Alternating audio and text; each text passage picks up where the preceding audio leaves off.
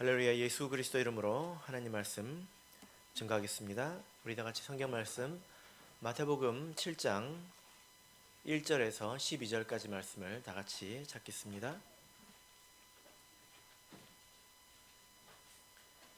마태복음 7장 1절에서 12절까지의 말씀을 저와 여러분이 한 절씩 교독하겠습니다. 1절 비판을 받지 아니하려거든 비판하지 말라.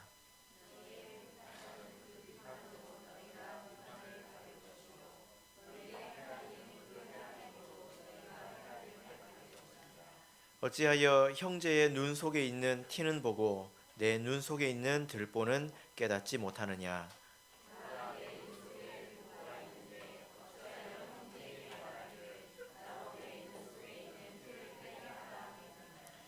외식하는 자여 먼저 내 눈 속에서 들보를 빼어라.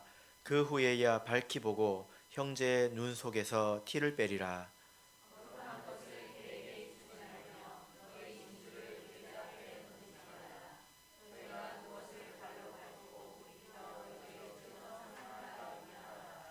구하라 그러면 너에게 주실 것이요 찾으라 그러면 찾을 것이요 문을 두드리라 그러면 너희에게 열릴 것이니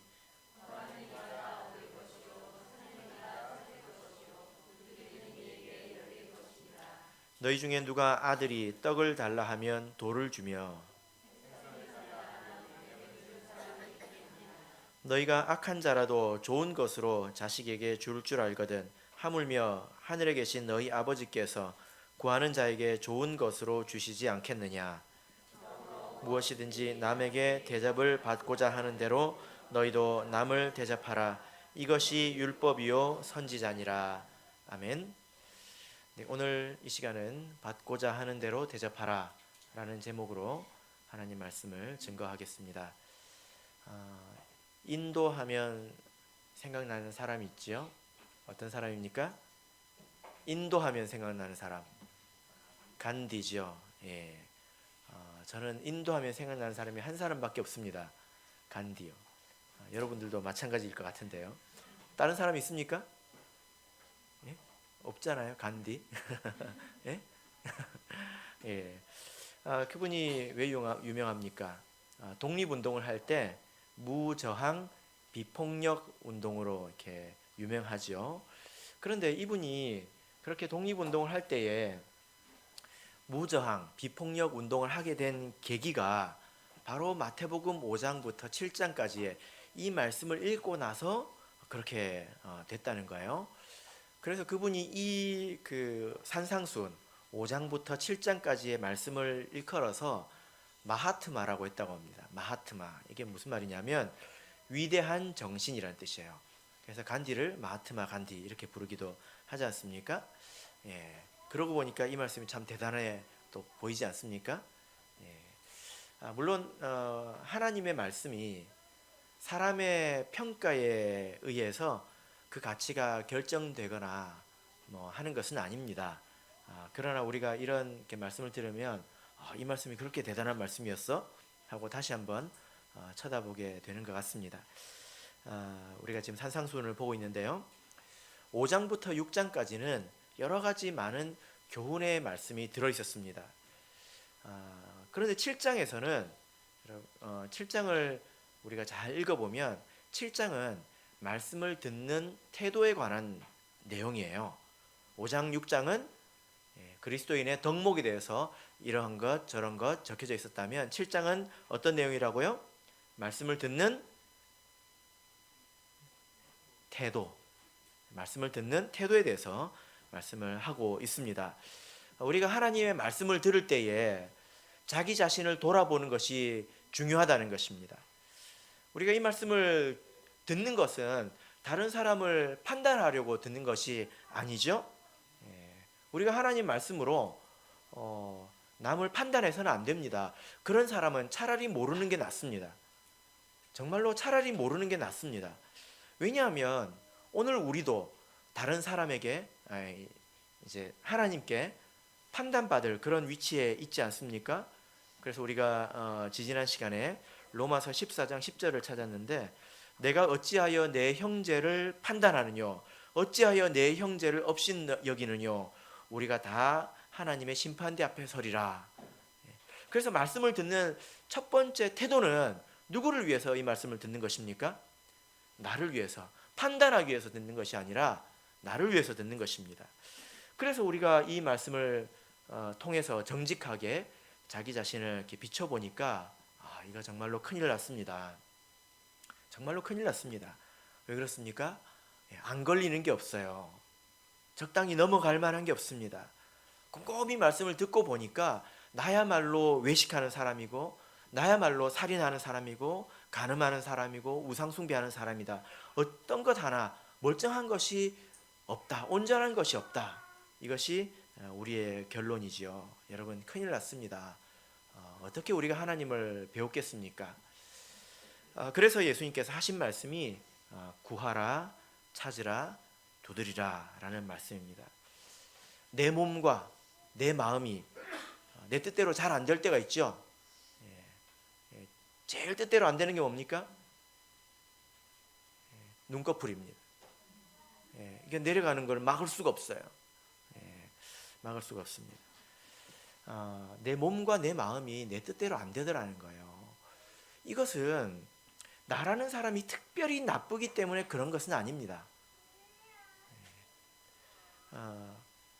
원래 사람은 해도 잘 안 되는 게 사람이에요.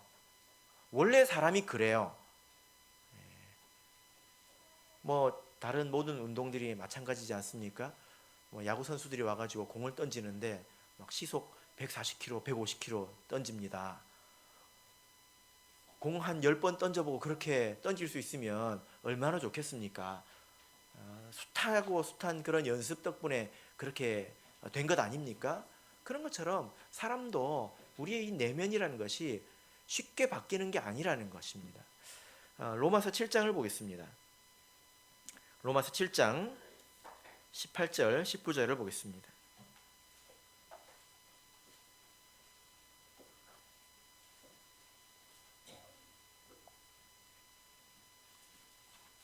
로마서 7장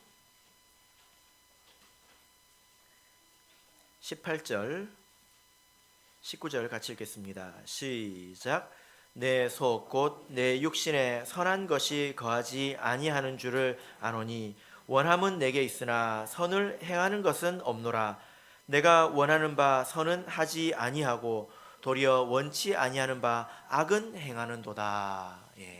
바울 사도가 자기 자신에 대해서 생각을 해본 것입니다. 자기가 선은 행하고 싶고 악은 행하기 싫은데 자기를 보니까 악은 행하고 선은 행하지 않고 있더라는 것입니다. 자기 자신에 대해서 절망하고 있는 거죠. 그래서 하나님의 말씀을 우리가 들으면 그 말씀은 우리를 어디로 인도합니까? 기도의 자리로 인도하게 된다는 거예요. 우리 자신에 대해서 절망하게 되니까 이렇게 기도의 자리로 인도하게 되는 것입니다. 그럼 우리가 구하고 또 찾고 두드리게 되겠죠. 그러면 어떻게 됩니까? 로마서 8장 28절을 보겠습니다. 로마서 8장 28절 같이 읽겠습니다. 시작. 우리가 알거니와 하나님을 사랑하는 자 곧 그 뜻대로 부르심을 입은 자들에게는 모든 것이 합력하여 선을 이루느니라. 26절, 27절을 제가 안 읽었습니다. 성령께서 우리를 위해서 탄식하십니다. 그러면 어떤 일이 생깁니까?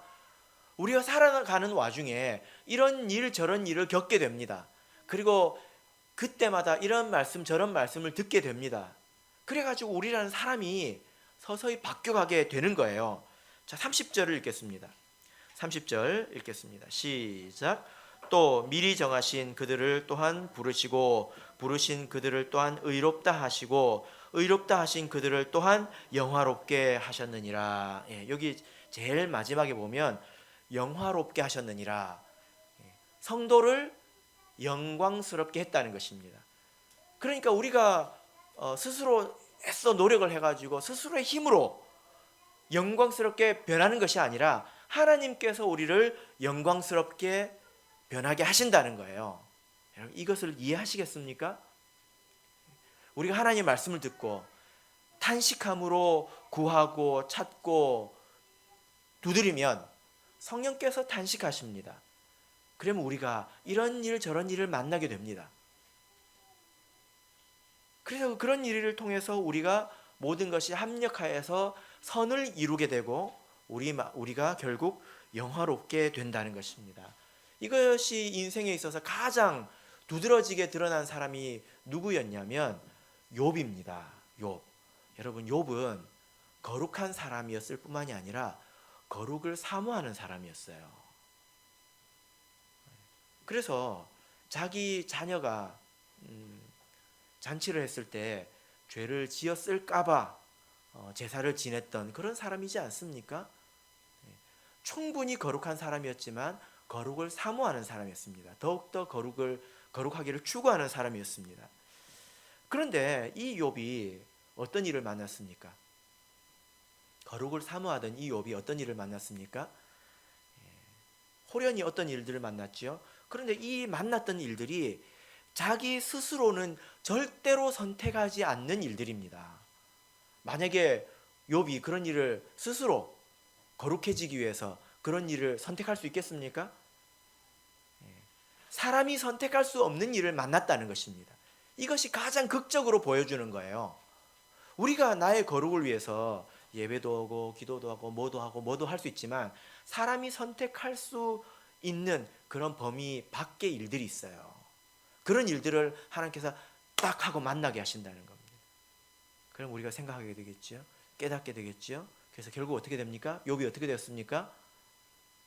정금같이 되었다는 거예요. 금이었는데 이제는 뭐가 됐습니까? 정금이 되었습니다. 여러분, 욥이 그렇게 거룩해지려고 했습니까? 사모하는 마음이 있었지요. 그러나 그 걸음을 인도하시는 분은 하나님이십니다. 만약에 오늘 우리 성도들이 하나님 말씀을 듣고 적당히 딱 이제 둘러보거든요. 제가 압니다. 성도들이 딱 둘러봐요. 뭐 이 정도 하면 되겠네 하는 순간 정체되게 됩니다. 그래서 평균을 내지 마세요. 주변 사람들 보고 평균을 내지 마시라고요.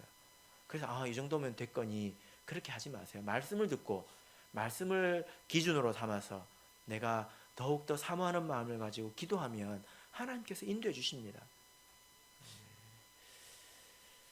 자, 그리고 이제 오늘 마태복음 7장 12절의 말씀인데요. 12절 말씀은 아주 특별한 그 위치에 있는 그런 말씀입니다. 12절을 다시 한번 읽어볼까요? 같이 읽겠습니다. 12절, 마태복음 7장 12절 읽겠습니다. 시작. 그러므로 무엇이든지 남에게 대접을 받고자 하는 대로 너희도 남을 대접하라. 이것이 율법이요 선지자니라.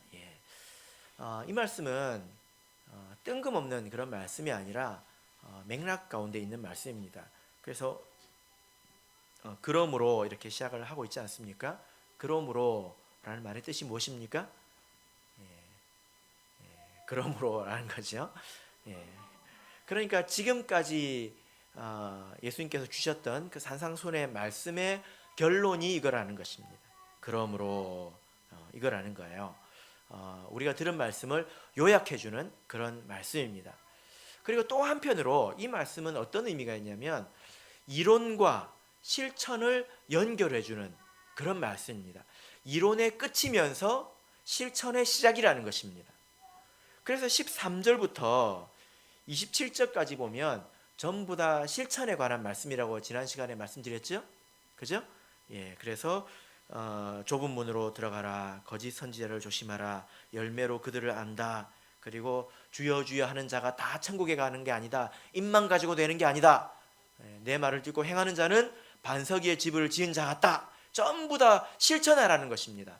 그래서 이 말씀은 이론의 끝이면서 실천의 시작이다, 이렇게 요약을 할 수 있습니다. 여러분, 우리가 이 두 가지가 항상 같이 있어야 됩니다. 알고 들은 것은 많은데 실천하지 않으면 아무 유익이 없습니다.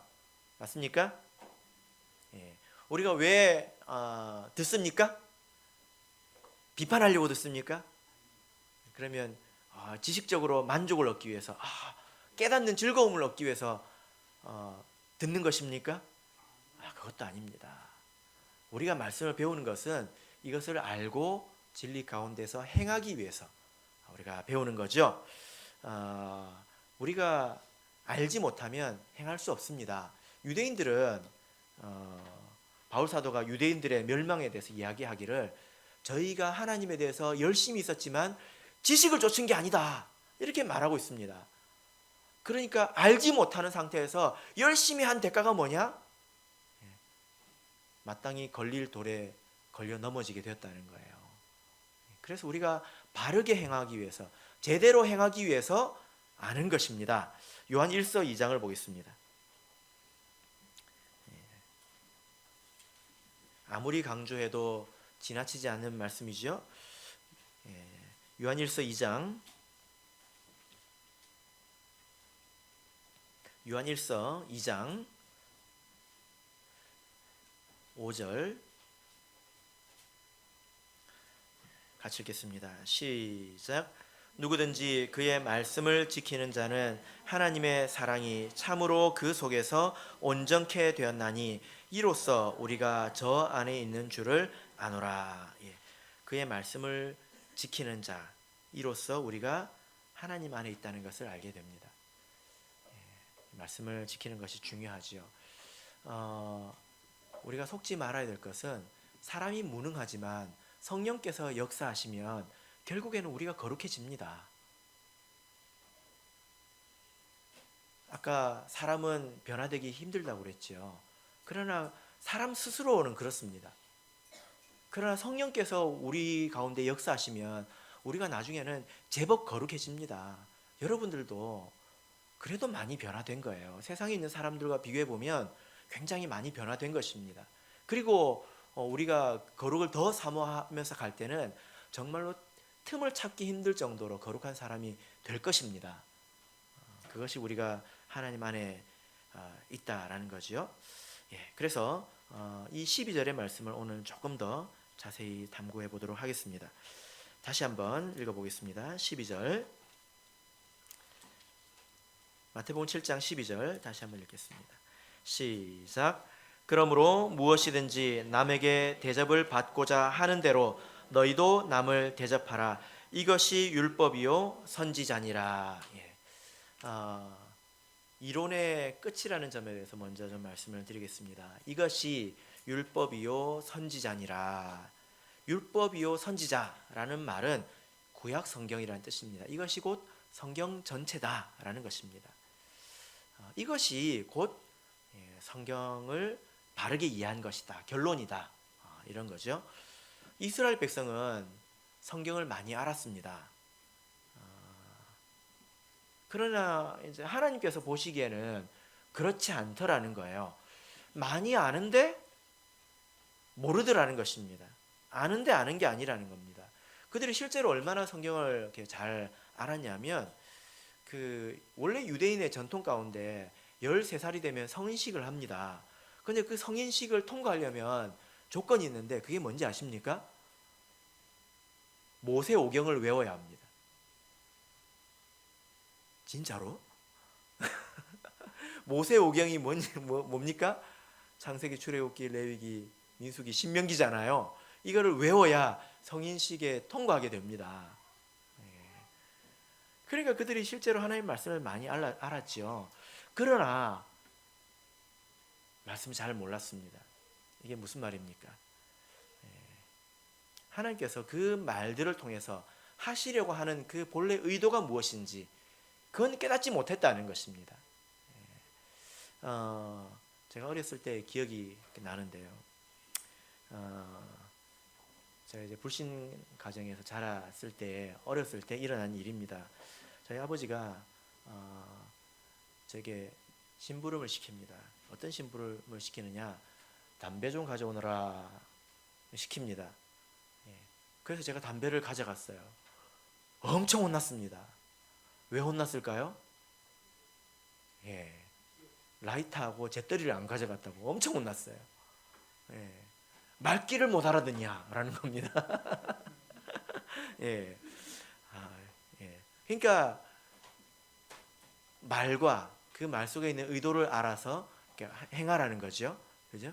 이게 적절한 이해가 될는지는 모르겠습니다만은 예, 아주 이해하기는 쉬운 것 같아요. 예, 예, 그렇습니다.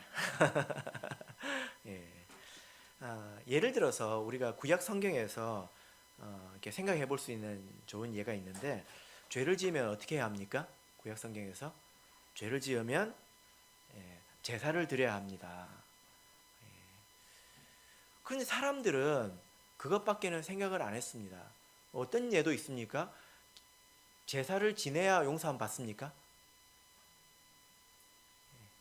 이 모세 시대 이후에 예수님 오시기 전에 제사를 안 지내면 그럼 죄사함을 못 받습니까? 아니요, 그렇지 않은 예도 있어요.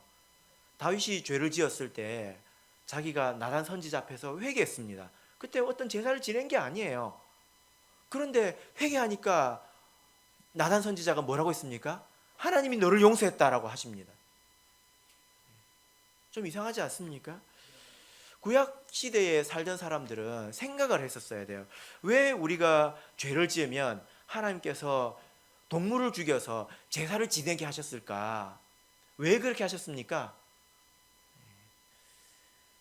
생각을 안 하는 거죠. 그러다 보니까 사람들이 형식에만 빠져가지고 그냥 그렇게 살아가고, 마치 하나님께서 고기를 탐하시는 것처럼, 하나님은 꼭 육식인 것처럼 그렇게만 생각했다는 것입니다.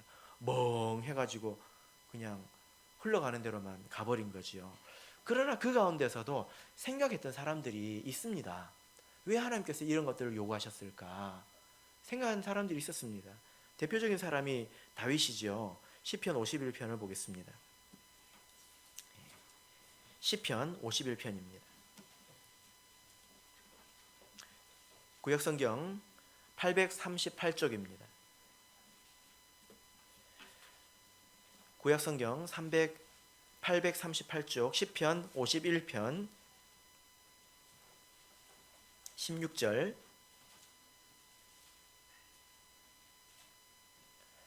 17절 읽겠습니다. 시작.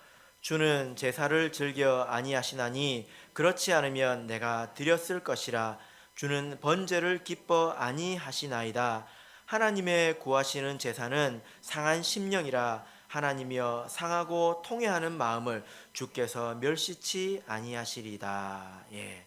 여러분 여기 보니까 다윗이 그런 일을 놓고 겪으면서 계속 생각을 해봤습니다. 하나님께서 이렇게 제사를 드리게 한 것은 무엇 때문인가? 동물의 피로 제사를 드리게 한 이유가 무엇인가?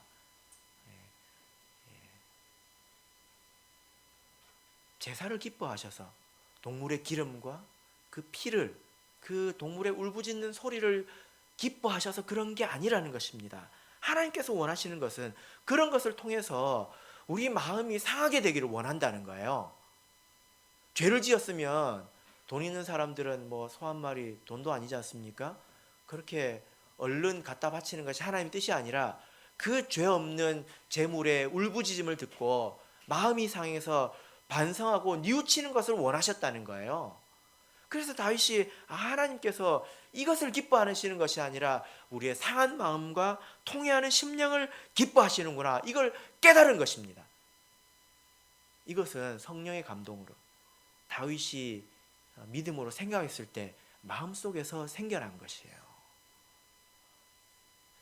그래서 다윗이 뭐라고 말합니까? 19절 보겠습니다. 19절 읽겠습니다. 시작. 그때에 주께서 의로운 제사와 번제와 온전한 번제를 기뻐하시리니 저희가 수소로 주의 단에 드리리다. 예. 그래서 이제 알았다는 거예요. 내가 이렇게 상하고 통회한 심령으로 번제를 드릴 때 그것이 온전한 번제가 된다는 것입니다. 미가 선지자도 이런 말을 했죠. 여호와께서 천천의 수양이나 만만의 강수 같은 기름을 기뻐하실까? 한번 생각해 본 것입니다. 하나님께서 소기름을 100드럼을 갖다 드리면 하나님께서 기뻐하실까? 하나님은 그러실 것 같지 않아요. 내 허물을 위하여 내 마다들을, 내 죄를 위해서 내가 가장 귀하게 여기는 마다들을 드릴까? 그게 아니라는 것입니다. 내 영혼의 죄를 인하여 내 몸의 열매를 드릴까? 사람아, 주께서 선한 것이 무엇임을 내게 보이셨나니 여호와께서 내게 구하시는 것이 오직 공의를 행하며 인자를 사랑하며 겸손히 내 하나님과 함께 행하는 것이 아니냐. 이것이 미가 선지자의 깨달음이었죠. 그래서 우리가 하나님 말씀을 들을 때에 그 말씀을 주신 이유와 의도와 목적을 생각해야 합니다. 생각하고 생각해야 합니다.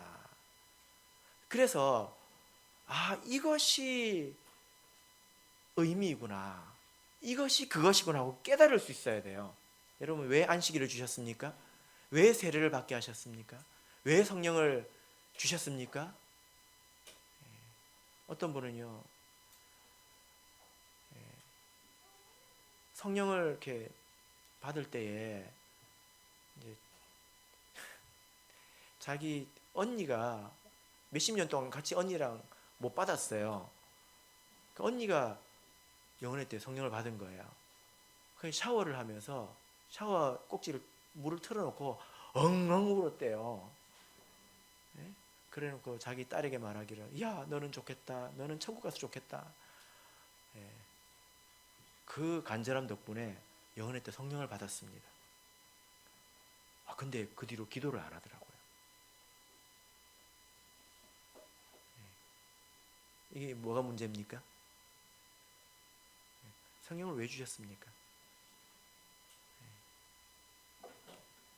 스스로 생각하고 깨달으려고 하지 않으면 말씀이 내 귀를 스쳐갈 뿐입니다. 이제 설교하시는 분이 저를 포함해서 여러분들이 말씀을 잘 묵상해서 깨달아서 아무리 이야기를 해도 이제 허무하게 되는 거죠. 그러나 내가 깨달으려고 하면 많은 것들이 깨달아집니다. 그래서 이것이 안식일이구나, 이것이 교회이구나, 이것이 세례이고 이것이 성령이구나 하고 깨달음에 이르게 된다는 거예요. 그래서 우리가 성경을 다 읽어보면 예수님처럼 이것이 율법이요 선지자다, 이런 그 결론에 이르게 된다라는 것입니다.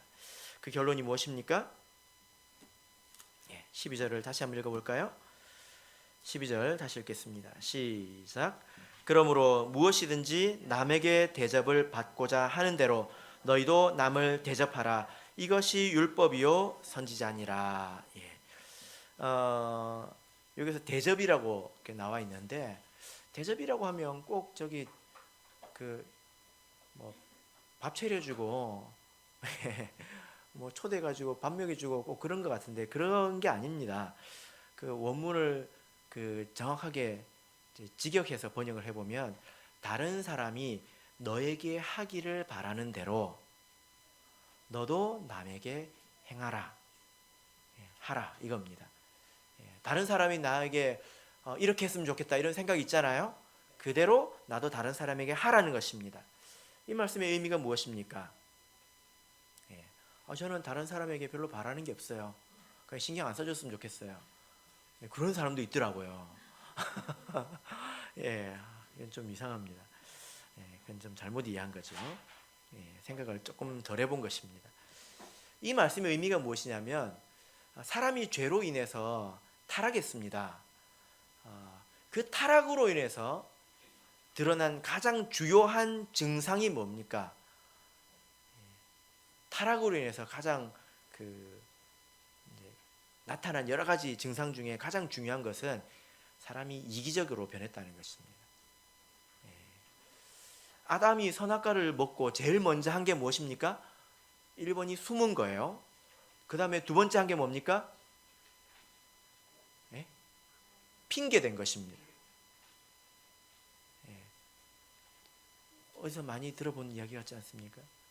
저희 집에서는 많이 있는 일입니다. 뭔가 잘못했어요. 숨깁니다. 드러났어요. 그때부터 핑계가 시작됩니다. 확실히 아담의 자손이 맞아요. 우리는 아담의 자손이 확실히 맞는 것 같습니다.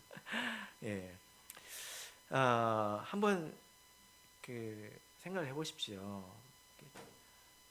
창세기 3장 12절을 보면 아담이 가로되 하나님이 주셔서 나와 함께하게 하신 여자 그가 나에게 그 나무 실과를 주므로 내가 먹었나이다 이렇게 말합니다. 두 가지 핑계를 냅니다. 하나님이 나에게 주신, 누구한테 이제 지금 삿대질합니까? 하나님이 나에게 주신 그 여자가 이렇게 두 군데로 지금 삿대질을 하잖아요. 핑계를 두 군데로 이렇게 돌리고 있는 것입니다. 그러면 지금 그 이야기를 누가 듣고 있습니까? 하와가 듣고 있잖아요. 그 아담이 평생 후회했을 것 같습니다. 평생 바가지 긁혀도 이상하지 않을 일이죠. 그죠? 옆에 있는 하와는 그럼 어쩌라고? 어떻게 하라고? 사람의 본능이 이제 그렇다는 것입니다. 죄로 말미암아 사람이 이렇게 병들게 되면 이기적으로 변하게 됩니다. 자기 중심적으로 변하게 된다는 거예요. 그것이 모든 고통과 또 괴로움의 원인입니다. 여러분, 이 세상에 있는 사람들이 자기 중심적인 거 맞죠? 여러분들은 어떻습니까? 우리는 어떤 것 같아요? 제가 테스트를 한번 해볼게요. 여러분은 다른 사람을 직장 생활 하시면서 만나지 않습니까? 사람들을 만나잖아요. 그러면 그 사람에 대해서 생각을 해볼 겁니다. 파악을 해볼 겁니다. 뭐 성격도 볼 수 있고 그 사람의 가치관도 볼 수 있고 그 사람을 몇 번 정도 만나면 그 사람을 알 수 있습니까? 대략 몇 번 정도 만나면 됩니까? 손으로 한번 해보세요. 이렇게. 몇 번? 마음속으로 생각해 보셨습니까? 반대로 다른 사람이 여러분들의 성격과 가치관을 판단하는데 몇 번 정도면 된다고 생각하십니까? 한 번? 예. 제가 이 테스트를 어떤 그 프로그램에서 하는 걸 직접 봤어요. 사람들이 굉장히 호기롭게 대답을 하더라고요. 저는요, 한 두 번, 세 번 정도 만나면 대충 알아요. 제가 좀 사람 보는 눈이 있거든요. 정말로 그러더라고요. 그래서 그 사람이 이만큼 지나간 뒤에 다른 사람이 물었습니다. 다른 사람이 당신을, 그 사람이 말한 대로 두 번, 세 번 정도 만에 당신을 파악한다고 하면 어떻게 생각하십니까? 기분 나빠하더라고요. 뭐라고요? 하고 기분 나빠하더라고요. 이게 무슨 말이냐면 사람이 기본적으로 자기가 더 중요하고 다른 사람에 비해서 자기가 더 복잡하다고 여기는 것입니다. 사람에게는 그런 마음이 있어요.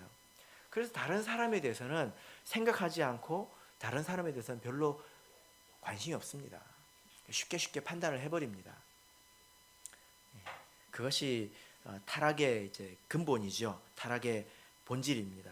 그래서 싸우고 질투하고 경쟁하고 이제 피곤한 세상이 되었죠.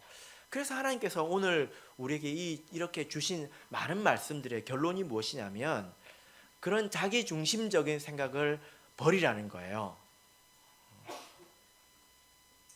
자기 중심적으로 생각하는 것은 노력 안 해도 그렇게 되게 됩니다. 그런데 성도라면 다른 사람을 중심으로 생각할 수 있어야 된다는 거예요. 이것이 바로 성경이라는 것입니다. 저는 다른 사람이 저한테 별로 관심을 안 가졌으면 좋겠어요. 그것 자체가 이기적인 생각이에요. 자기가 먹고 살만하고 자기가 편하니까 그런 말을 하지요. 자기가 조금만 힘들어 보십시오. 자기한테 왜 관심을 가져주지 않느냐, 그렇게 말하지 않겠습니까? 그래서 우리가 산상순의 여러 가지 말씀을 들었는데 살인하지 말라고 하셨습니다. 우리가 다른 사람에게 미움을 받고 싶지 않지 않습니까? 다른 사람도 그렇다는 거예요. 그러니까 우리도 미워하지 말자는 것입니다. 간음하지 말라는 것도 마찬가지입니다. 거짓 증거하지 말라는 것도 마찬가지입니다. 그래서 하나님께서 오늘 우리에게 주신 모든 법은 다른 사람도 너와 같으니 네가 받고 싶은 대로 다른 사람을 대하라는 거예요. 사람은 참 이상한 존재입니다. 사람이 보통 자기가 죄인이라는 걸 알아요. 그죠? 자기 죄가 크고 자기 죄가 정말 한량이 없다는 것을 압니다. 정말 더럽다는 걸 알아요. 그러면서도 자기 자신에 대해서는 용서하고 자기 자신을 사랑합니다. 그리고 끊임없이 무한히 회개할 기회를 자기 자신한테 줍니다. 그러지 않습니까? 자기가 정말로 나쁜 사람이라는 걸 알면서도 끊임없이 회개할 기회를 자기 자신한테는 주잖아요. 그래요, 안 그래요? 그럼 다른 사람에게 어떻게 해야 됩니까? 70번씩 7번 490번 딱 하고 491번째는 요절을 낼까요? 그게 아니지요. 근데 우리가 정말 이거 쉽게 잊어버리는 것 같아요. 제가 요즘에 좀 생각을 해봤습니다. 어느 날 보니까 제가 그 운전을 할 때 앞차가 조금 늦게 가면 제가 이제 도대체 저 사람이 뭐 하는 거지? 이런 생각이 들더라고요.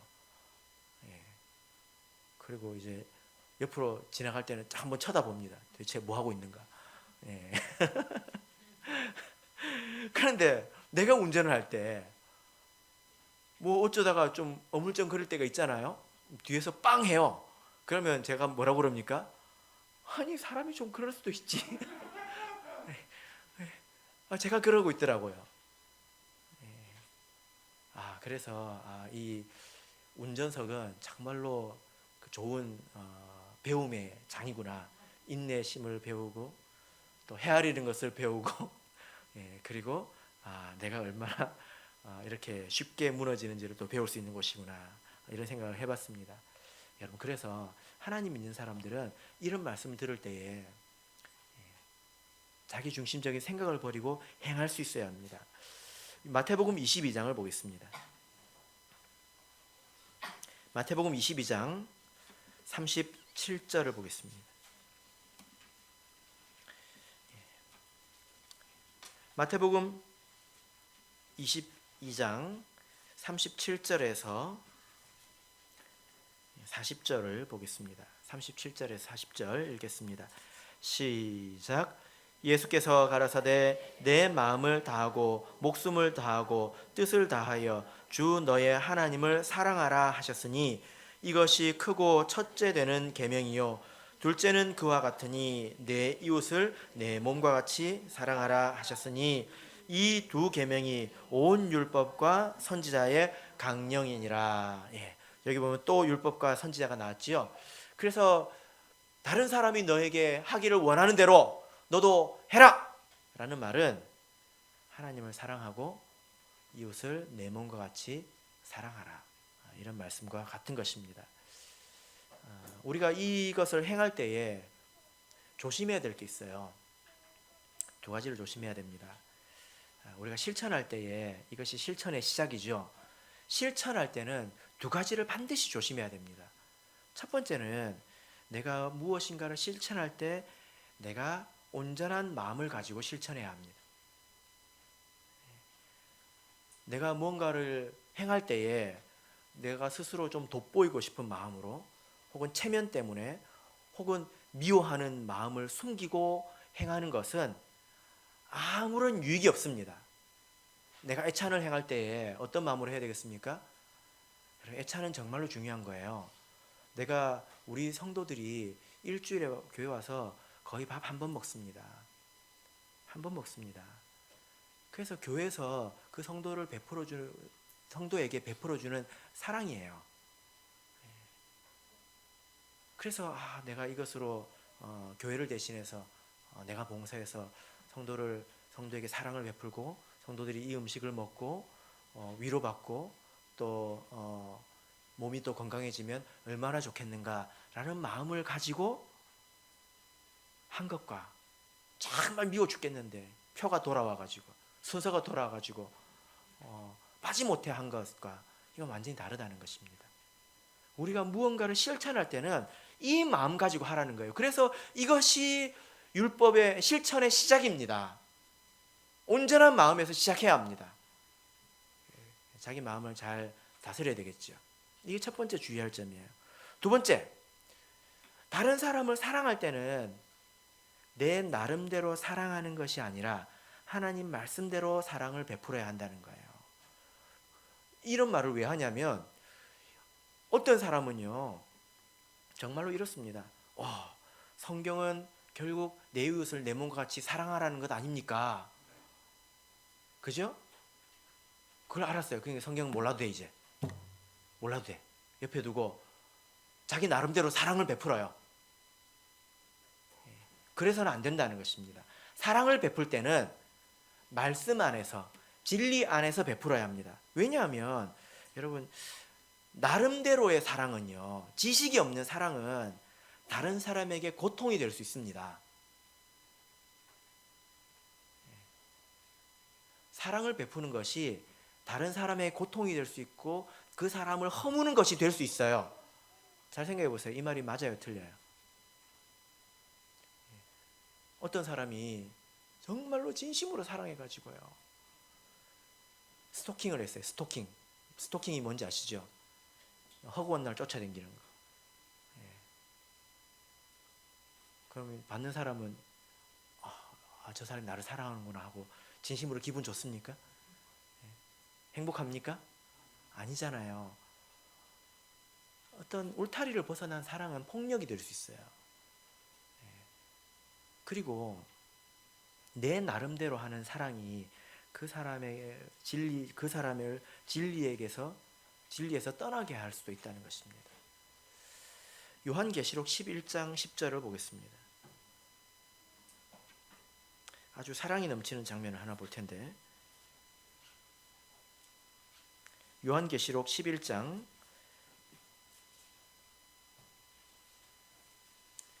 10절을 보겠습니다.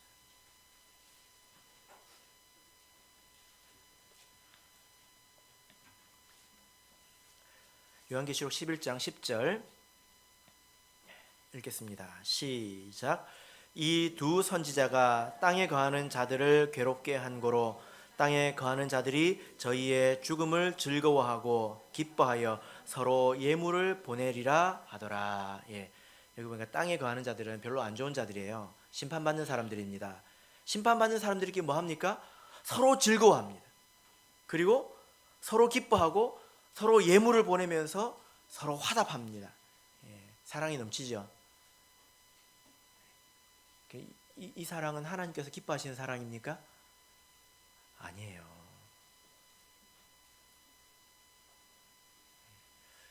이 시대에 가장 큰 거짓말 중에 하나가요, 바로 이것입니다.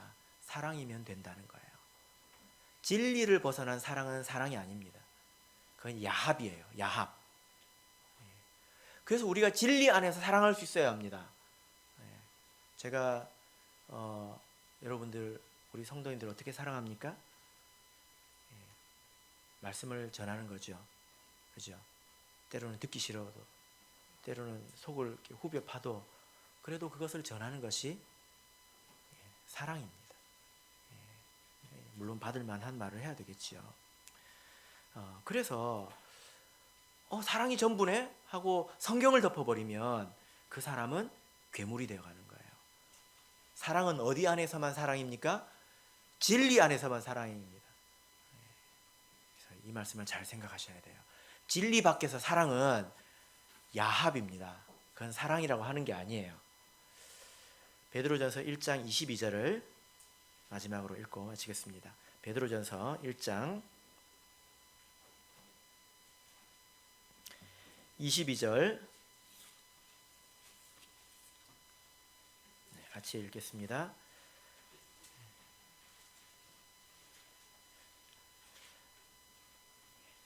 읽겠습니다. 시작. 너희가 진리를 순종함으로 너희 영혼을 깨끗게 하여 거짓이 없이 형제를 사랑하기에 이르렀으니 마음으로 뜨겁게 피차 사랑하라. 여러분, 진리를 순종함으로 영혼을 깨끗하게 해서 결국 어디에 이르렀습니까? 거짓이 없이 형제를 사랑하는데 이르렀다는 거예요. 이게 제대로 온 것입니다. 진리를 순종하고 그래서 영혼을 깨끗하게 해서 진리 안에서 거짓이 없는 가운데서 형제를 사랑하는 것에 이르렀다는 거예요. 이것이 우리가 가야 될 곳입니다. 그래서 이러한 사랑으로 서로 뜨겁게 사랑하라고 권면을 하고 있습니다.